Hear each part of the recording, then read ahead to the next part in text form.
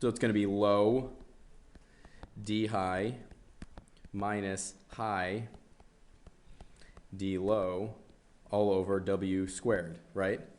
So what's that going to be equal to? W times the derivative of the first times the second plus the first times the derivative of the second minus uv w prime all over w squared. And I think they multiply it out, don't they? So that's going to be equal to sorry.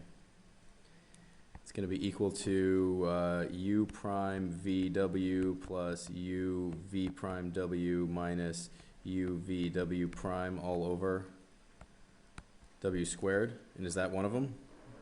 I think it's one of them. Yeah, it's the e, right? Yeah. Done. So AFT is 3. If the velocity of the particle is 10 meters per second at time 2 seconds, how far does the particle travel? So if the acceleration is 3, what's the velocity in terms of t? 3t plus like v naught, right? And we know that v, what's v of 2? Hey kids, hold on a sec. Using the physics terminology, that's fine. Just make sure you don't actually use physics. This is not physics class. This is physics father's class. Can't do nothing in physics without my world.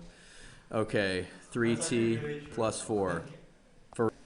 It says, how far does the particle travel during the time interval when its velocity increases increases from 4 meters per second to 10 meters per second? Exciting. Okay, so how do we do that? It says when its velocity increases from 4 meters per second to 10 meters per second. What can you figure out with that information?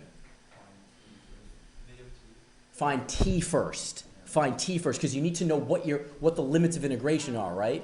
And we need to integrate s of t, right? We need to integrate s of t from some alpha to beta time, right? Correct? You're a little worried because that s naught is there, but guess what? It cancels. So this is what tells us what we're doing here. So what do we have here? What's our velocity? V of t is this right here. So 3t plus 4 is equal to, goes from 4 meters per second, right? So 3t is equal to 0. So what does t equal? 0. I mean, we know that because the initial velocity is 4 right there. So alpha is going to be 4, our starting time. And then what's our we have 3, the starting time for our integration. It's 0. For 0, thank you. Not 4, thank you. It's 0.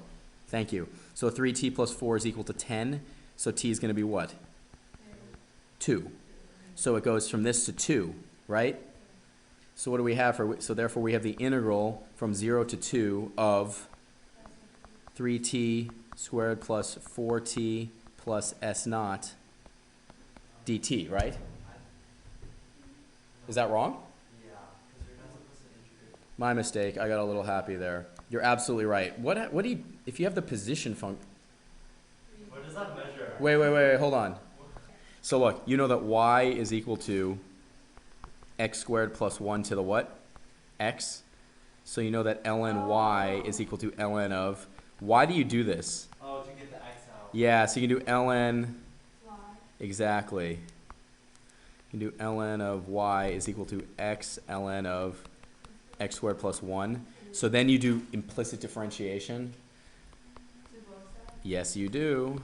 Equals the derivative of the first times the second plus the first times the derivative of the second, right? Correct? But you need to isolate what? Y prime, right?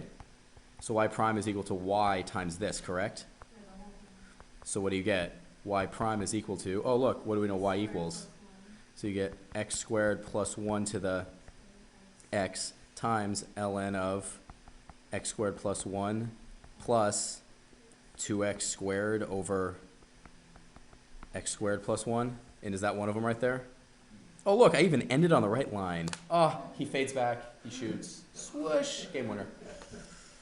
Remember, Ali, what's the general form for integrating in polar land?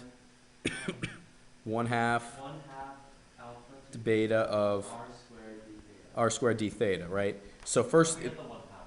That the 1/2 is super easy to That's okay, forget. you know. So what are you from this picture? You can the limits of integration in general are sometimes the hardest things to find on these. generally speaking. In this case, you can figure it out pretty quickly, though. What are the limits of integration going to be? Negative pi over 6 to pi. Yeah, I think it's going to be 1/2 negative pi over 6 to pi over 6. How can you test to make sure that those are actually the limits of integration? Remember, cosine 3 theta. Yeah, cosine of pi over 2 is? What's cosine of pi over 2? 0. And what's cosine of negative pi over 2? 0. So when you plug in, oh, that's supposed to be negative. When you plug in both of these, when you plug in these two values into here, it gives you a radius of 0, which is where you should be. It's going around like that.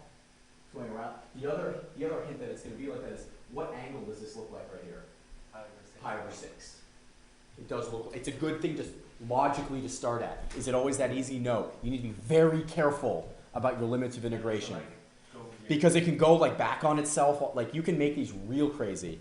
So then the next thing is, what's the R value? What is it? 4 cosine 3 theta squared d theta, right?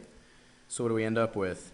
8 negative pi over 6 to pi over 6 of cosine squared, don't say 9, 3 theta d theta. Is that one of them? E. Is that E? Oh, yeah, E. It's E, right? Yeah, second. Is it the last one? Yeah. Generally speaking, kids, as the numbers get higher, what happens to the difficulty level? It generally gets harder, generally speaking. But here's the thing: what's hard for one kid is not hard for another. So is it possible for later questions to be quick for you? Absolutely. It's absolutely possible for it to be quick for you.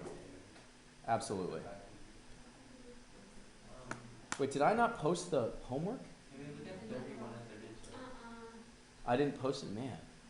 No, but I at least was. But I told you what it was. I said do it. Okay. Whew. Okay. Wow. Okay. It's that time of the year. It really is. Okay.